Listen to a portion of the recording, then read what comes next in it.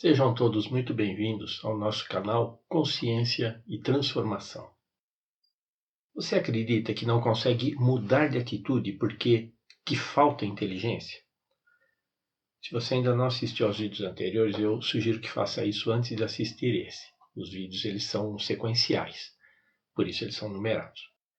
Mas esse é mais um mito. É claro que incompetência e falta de inteligência existem. Todos nós somos incompetentes naquilo que nós não conhecemos.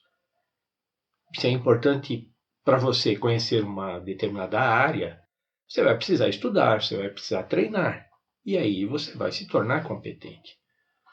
E a baixa inteligência também existe, naquele sentido de nós não sermos capazes de lidar bem com determinadas áreas do conhecimento, como matemática, química, física.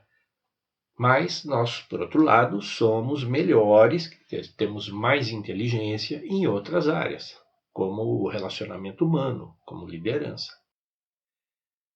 Mas não é desse sentido bem objetivo, concreto, bem claro, né, que eu estou falando.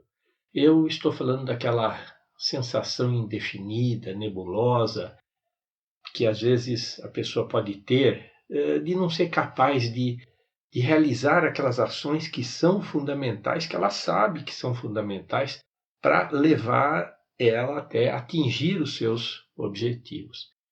É aquele sentimento de ser menor do que seria necessário para ter bons resultados.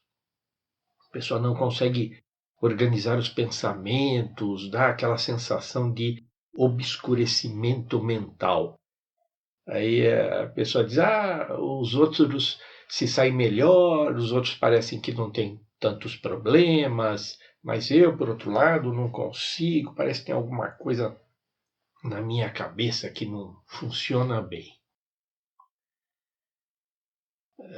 A gente acha que falta inteligência mesmo quando nós decidimos tomar uma atitude diante da vida e decidimos, aquilo está claro, mas não damos nenhum passo naquela direção. Parece que se a gente fosse mais inteligente, a gente seria capaz de reconhecer a importância daquela mudança e faríamos aquilo que é necessário. Então, até um raciocínio que parece bem razoável, nós acabamos acreditando que falta algum recurso a mais dentro de nós. Sabe? Parece que as pessoas falam, me falta um parafuso, acho que eu só tenho 2 neurônios mesmo, eu não tenho competência para lidar bem com a vida. Então, isso é uma deficiência pessoal. Mas não é nada disso. Quando nós desejamos alguma coisa e nós não conseguimos alcançar, veja que esse desejo, ele só surgiu porque nós temos inteligência, nós temos potencial para alcançar o que nós queremos. Imagina alguém que detesta matemática, mas tem o sonho de se tornar um grande matemático. Isso existe? Não. Nós nunca sonhamos em alcançar aquilo que nós não gostamos, aquilo que nós não conseguimos fazer, até tivemos que fazer por obrigação, mas vimos que não temos habilidade, não temos jeito para a coisa. O nosso desejo não é fazer aquilo pelo resto da vida, é o oposto. O que nós queremos é não fazer nada daquilo.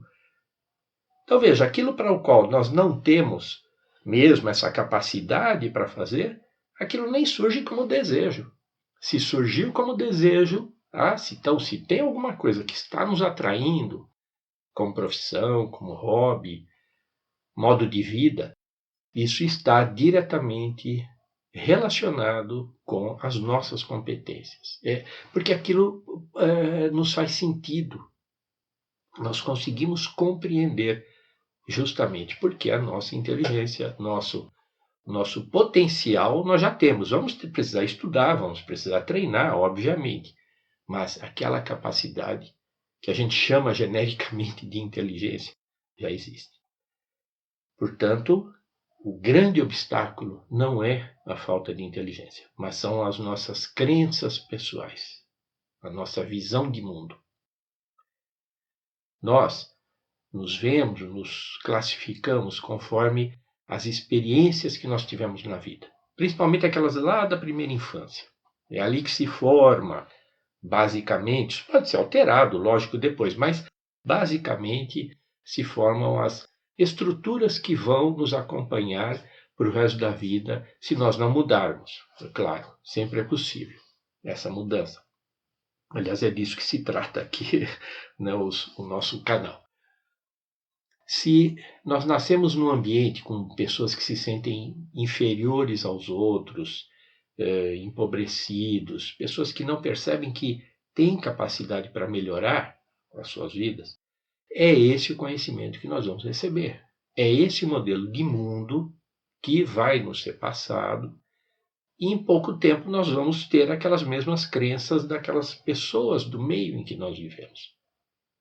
Se, por outro lado, nós nascemos numa família próspera, uma família ativa, que está assim continuamente envolvida com a melhoria das condições de vida, aquelas pessoas que elogiam as competências umas das outras, que valorizam as competências umas das outras, essas serão as nossas crenças. Estou falando de modo geral, é claro que tem exceções, mas o que nos interessa aqui é aquilo que é mais comum.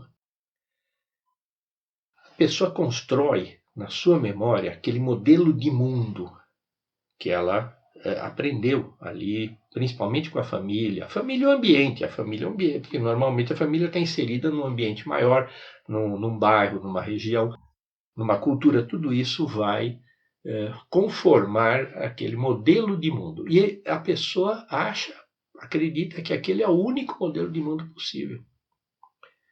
E se nesse modelo de mundo a pessoa ocupa um lugar menor, é assim que vai ser a sua vida, o seu futuro. Ela vai sempre ocupar um lugar menor. Para que ela mude de lugar, ela vai ter que mudar de mundo. Ela vai ter que mudar de imagem de mundo. Bom, o bom é que existem infinitos modelos de mundo. Aí basta escolher o que melhor lhe aprouver. Né? Mas talvez você não acredite nisso. O mais provável é que você tenha certeza de que o mundo é como você imagina que ele é. E você está certo. Xamãs havaianos, conhecidos como kahunas, se reuniram para elaborar um conjunto de princípios que pudesse explicar o mundo. Aí, o primeiro princípio que saiu dessa reunião deles foi: o mundo é como você o vê. Então, se você vê o mundo como desumano, pobre, fracassado, você está certo. O mundo, a sua visão de mundo, é assim mesmo. Se você vê o mundo como próspero, rico, em evolução para melhor, você está certo. O mundo, a sua visão de mundo, é assim mesmo. O bom disso é que, se você já cansou do mundo em que você vive, você pode escolher outra visão de mundo, mais divertida, mais proveitosa, mais de acordo com quem você é hoje.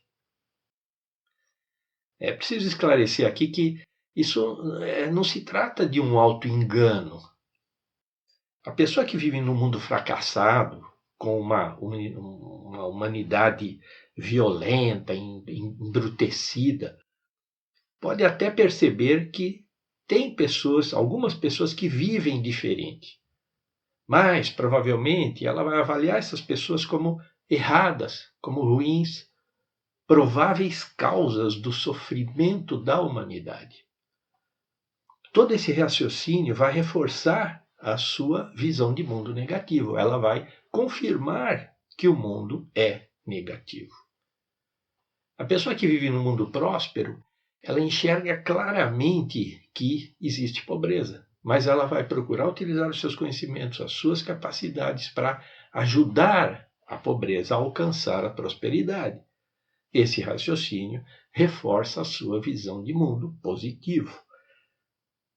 Sempre que, né, quando a gente pega elevador, não tem aquelas conversas de elevador, não tem aquelas pessoas que sempre veem aspectos negativos e outras sempre veem aspectos positivos. Ambos os aspectos estão ali, ninguém está enganando ninguém, ninguém está ficando cego para elementos que existem na realidade. Mas a maneira com que você enxerga esses elementos muda tudo, muda a sua vida. Nesse exemplo aí da visão das pessoas, qual visão de mundo você acredita que tem mais potencial para erradicar a pobreza, começando pela própria, né? Aquela pessoa que enxerga tudo negativo, tudo errado, ou aquela pessoa que vê as coisas positivas, as coisas boas e os potenciais que existem para o crescimento. Então é uma questão de selecionar qual visão de mundo você prefere. Tem uma frase famosa do Henry Ford, né, em que ele diz: quer você acredite que consiga fazer uma coisa ou não, você está certo. São suas crenças, a sua visão de mundo, que determinam os resultados que você vai obter da sua vida. Quando você se sentir pouco inteligente para ter sucesso na vida, que esse obscurecimento mental, procura se lembrar que esse sentimento é apenas consequência da sua visão de mundo, que existem outras infinitas possibilidades. Nós vamos avançar mais nesse tema aí mais à frente, mas por agora procure exercitar outras visões de mundo. Tudo isso não basta só falarmos, não basta só a gente pensar uma vez nisso, é preciso exercitar. Pesquisa sobre outros países, outras culturas, outros modos de vida que sejam diferentes do seu. Viaje pelo mundo usando o Google, o YouTube, são ferramentas fantásticas para você ver outras possibilidades. Abra sua mente, tá? E não tente se convencer de nada, apenas olhe para os outros horizontes, outros modelos de mundo, melhores e até piores que o seu próprio modelo de mundo. São modelos, tá? Todos eles são possíveis. O objetivo com esse exercício é flexibilizar os nossos próprios pontos de vista, através aí do contato com outros pontos de vista. E não tente concluir nada, não procure respostas. Eu sei, pode ser um tanto inquietante considerar outras maneiras de viver, sabe, sem se decidir por nenhuma, sem fazer nenhuma avaliação crítica, apenas observar, sentir, né, se emocionar, mas não tomar nenhuma direção. Mas isso é importante. Esse tempo que nós damos para nós, sem nenhuma pressão, sem nenhum objetivo com prazo, pode não parecer, mas é muito produtivo. A nossa inteligência interior, quando nós estamos fazendo esse exercício, enfim, ela está sempre atenta, mas quando estamos fazendo esse exercício, ela vai estar atenta, percebendo tudo, recebendo essas informações e ela vai inserindo essas informações no nosso repertório de possibilidades, na nossa memória. Isso aí vai acontecer, basta você fazer esse exercício, basta você observar. Me lembrei de um filme que eu assisti que ilustra bem esse ponto. O rapaz queria aprender a surfar. Aí, nas férias, ele foi para a praia e procurou um instrutor de surf.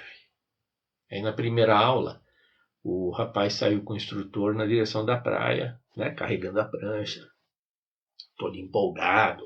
Aí o instrutor disse que eles deviam subir um morro, que é um morro que tinha em frente ao mar. O rapaz reclamou. Aí falou, mas eu quero aprender a surfar, eu não quero subir em morro, olha esse mar maravilhoso aqui na frente. Mas aí o instrutor insistiu. Aí chegando no topo, o instrutor se sentou numa pedra e pediu que o rapaz se sentasse do lado dele. E o rapaz reclamou de novo. Ah, estão perdendo tempo, olhava o relógio. O instrutor ficou em silêncio. Aí o rapaz teve que ficar em silêncio também. Aí só sobrou o mar aí na frente para ficar olhando. Aí ele ficou olhando lá, meio enfadado. Aí alguns minutos depois o rapaz pergunta para o instrutor o que era aquela espuminha que se formava lá num determinado local. Aí o instrutor esclareceu, né, que ali tinha um banco de corais. Daí a espuma, né, a onda passava por cima, você não via embaixo, mas estava lá os corais e formava aquilo. Aí alguns momentos depois o rapaz disse, puxa, é interessante que lá no fundo tem algumas ondas, elas surgem lá. Aí algumas vão para a direita, na direção dos corais, e algumas vão para a esquerda, na direção da praia de areia. O instrutor falou, você já entendeu, né? Que se você pegar uma onda que vai para a direita, você vai entrar na região dos corais. Imagina, vai se dar muito mal, né? Aí o rapaz começou a entender que o tempo aplicado naquela observação do mar, que parecia ser alguma coisa completamente inútil, podia representar a diferença entre uma experiência divertida ou extremamente traumática.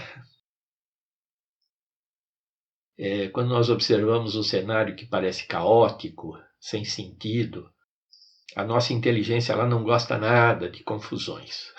Ela está lá trabalhando, buscando encontrar relações entre os vários elementos que nós estamos percebendo. E nisso ela vai estabelecendo estruturas, correspondências, e ela vai organizando aquela aparente confusão. Em algum momento, ela vai entender o que se passa ali. E é esta compreensão que surge na nossa consciência como uma grande ideia. A pessoa, puxa, olha, eu percebi, agora entendi. A inteligência dela organizou tudo aquilo e trouxe para a consciência algo coerente, compreensível.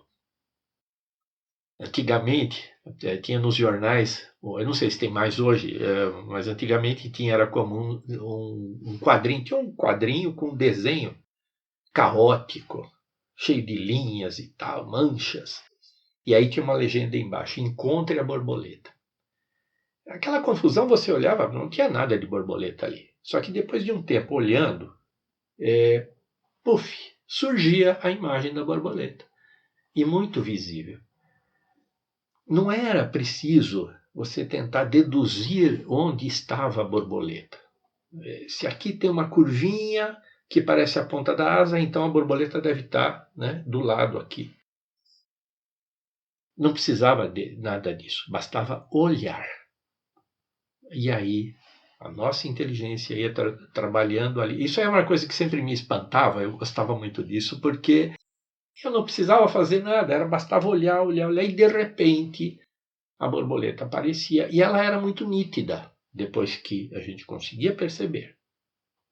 A inteligência está lá fazendo esse trabalho, organizando tudo, buscando coerência. Essa é a mesma competência que faz com que a gente enxergue sempre as mesmas coisas, se nós não estivermos atentos a esse padrão de repetir, repetir. Imagina alguém que tem muito medo de borboleta. A inteligência dela passa o tempo todo vasculhando todos os sinais possíveis de borboletas. É claro que ela vai encontrar. E aí a pessoa vai dizer que o mundo é superlotado dessas terríveis borboletas. Observar os diferentes mundos à nossa volta com paciência, sem questionamento, sem procurar um entendimento imediato, vai acionar esse trabalho interior de descoberta. Em algum momento vai brotar as respostas que nós queremos. Nós vamos notar as borboletas, mas também nós vamos notar uma imensidão de outras coisas que antes pareciam não estar lá. Uma coisa muito importante, começa a treinar. Faça perguntas para si mesmo. Perguntas sobre o que você quer saber, o que você quer conhecer a seu respeito, a respeito dos outros, a respeito do mundo, a respeito da vida. Faça a pergunta com clareza, com a maior objetividade que você puder. E espere. Espere a resposta. Ela vai vir. Tá? Espere. Às vezes é imediata. Às vezes demora horas, até dias, mas ela vai aparecer. Se você gostou, dá um like. Considere se inscrever no canal e divulgar para os seus amigos.